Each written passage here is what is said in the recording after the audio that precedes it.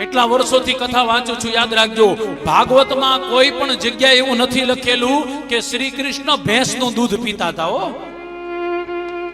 તમારા ઘરે હવન હોય તો ગોર બાપા શું લખે? હવનમાં ભેંસનું ઘી લાવજો, એવું જ લખે ને. તો ગાયનું ઘી લાવજો. પંચામૃત માટે શું જોઈએ? ગાયનું દૂધ. ગાયનું દૂધ શું કામે? તો કે ગાયના દૂધથી જ ભગવાન રાજી થાય છે. અને આપ બધાને કહું છું, નિરોગી રહેવું છે, સ્વસ્થ રહેવું છે, સ્માર્ટ રહેવું છે તો ગાયનું દૂધ પીવો.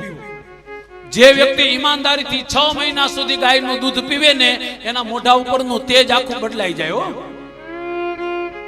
પણ આપણે ભેંના દૂધ ખાઈ ખાઈને પાડા જેવા થઈ ગયા છે. તમને બધાને ખબર છે, ભેંના દીકરા હોય ને, ભેંસનો દીકરો, એને ગુજરાતીમાં શું કહેવાય? પાડો. બરાબર છે. અને ગાયના દીકરાને વત્સ કહેવાય. વાછડો પણ કે વાંધો નથી, વત્સ કહેવાય.